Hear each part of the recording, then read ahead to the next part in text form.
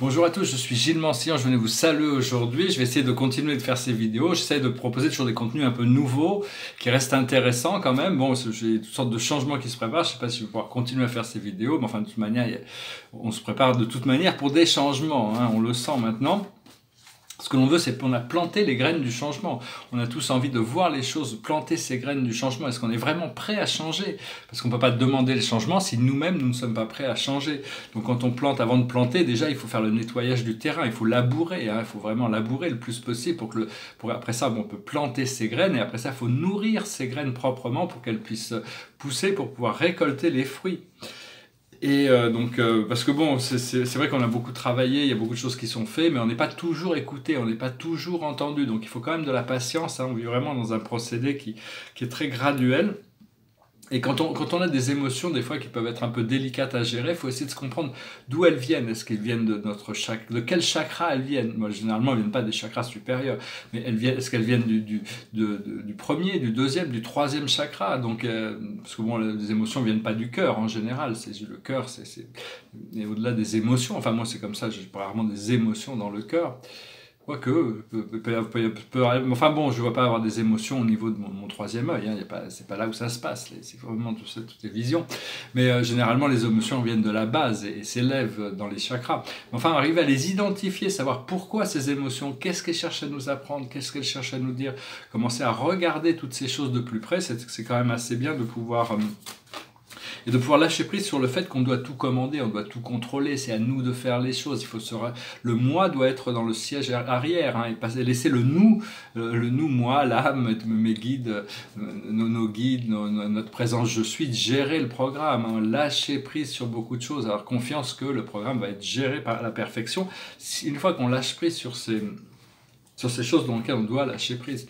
Derrière moi, c'est un tableau qui fait une partie d'une série de 7 tableaux. C'est la première série de tableaux que j'ai fait sur les 7 grandes familles spirituelles. Alors, pour moi, c'est des chefs-d'œuvre. Ils sont passés ils sont manifestés très très vite, hein. Autant il y en a qui prennent des années pour peindre, autant ceux-là sont manifestés très très vite. Mais ils ont une très belle cohérence et puis des couleurs assez... je l'avais exposé, j'avais au Vermont, j'avais eu un vrai art critique qui avait fait une revue sur ce magazine, il appelait ça Space Cowboy, le cowboy de l'espace, le nom de son article.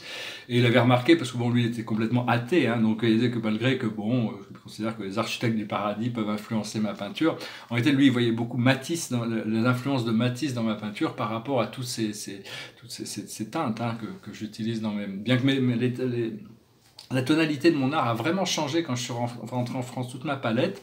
Ce que je fais, c'est quand même c'est quelque chose qui n'a jamais été fait en peinture, donc c'est pas facile, parce que beaucoup des choses qui marchent bien dans l'art contemporain, c'est dans le style c'est une reprise c'est quelque chose c'est quelqu'un qui a fait, bon, on fait spécialisé dans le tableau noir, alors toute sa vie on fait des tableaux noirs, ou dans le tableau vert, on fait que des tableaux verts, ou que des femmes, ou que des femmes à l'envers, enfin bon, les gens sont ou que des trous dans les tableaux, et toute leur vie ils font la même chose, ils se renouvellent pas trop, donc c'est acceptable, on trouve une niche et on l'exploite. Mais bon, moi j'aime bien me renouveler, je suis un petit peu comme Picasso, hein, dès qu'on lui dit « Ah, c'est super ce que tu fais », non, je suis déjà passé à autre chose, je fais autre chose.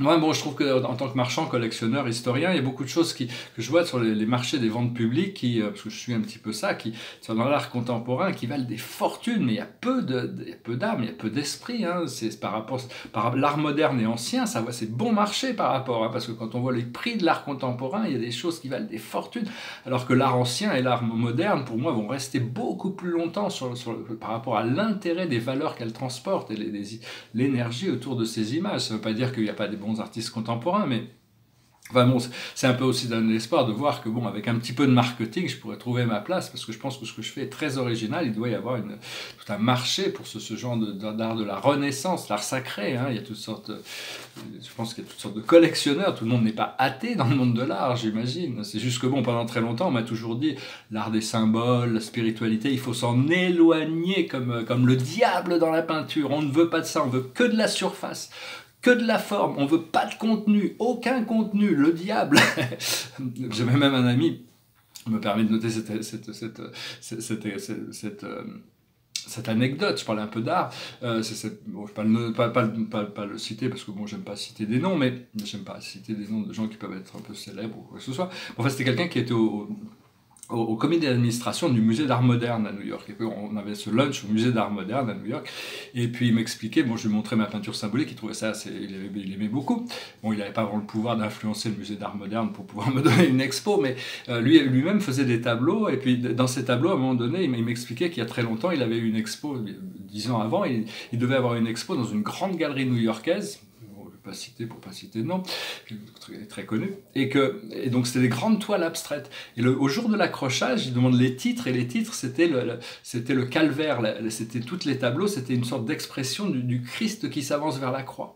Rien pour ça, ils ont annulé l'expo, ils ont remplacé par quelque chose d'autre. Ça veut dire qu'ils ont vraiment peur de tout ça. Enfin bon, on arrive vraiment dans une période d'ouverture, et donc je pense que tout ça va changer, hein. Il va y avoir toute une ouverture qui peut se passer.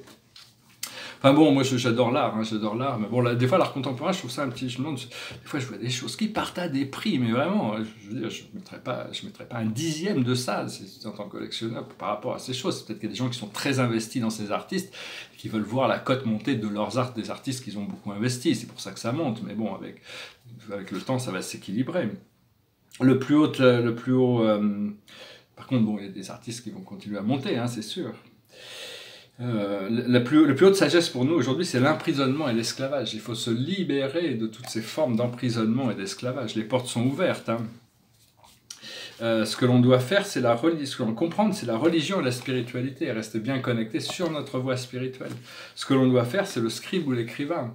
Je sais que mon livre va être bientôt publié, il est déjà en ligne si ça vous intéresse. C'est des choses qui est aussi pareil. C'est tellement avant-garde de parler de la nature multidimensionnelle, de la galaxie en tant qu'une conscience habitée par d'autres civilisations. Les hommes ne sont pas forcément prêts à recevoir ces idées, mais un jour ils vont arriver, il faut commencer à se préparer. Il y a toutes sortes de gens qui sont déjà prêts à accepter cette idée de multidimensionnalité, et donc voilà, donc ce livre je vais voir pour le sortir le plus vite possible, pour passer à mon deuxième livre, hein, pour recommencer à écrire.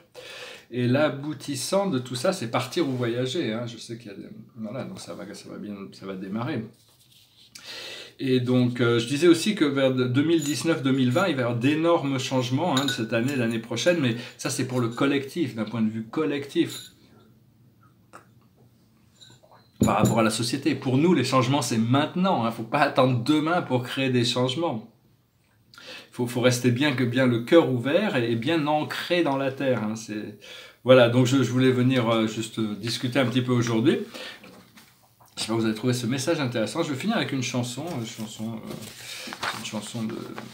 Serge Gainsbourg. Voilà, on fait avec cette chanson de Serge Gainsbourg. Je vous glisse.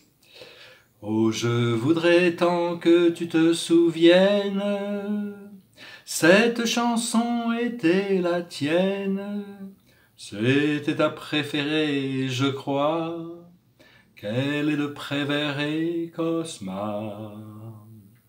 Et chaque fois, les feuilles mortes te rappellent à mon souvenir. Jour après jour, les amours mortes n'en finissent pas de mourir.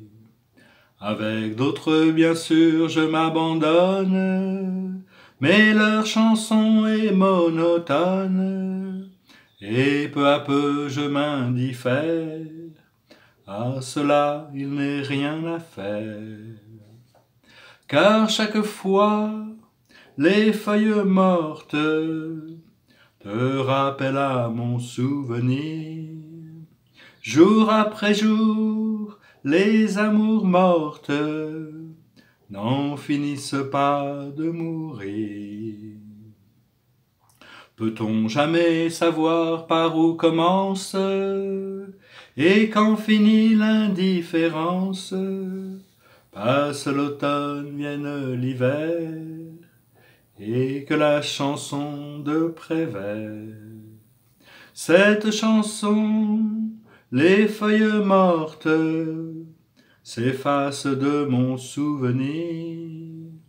Et ce jour-là, mes amours mortes en auront fini de mourir.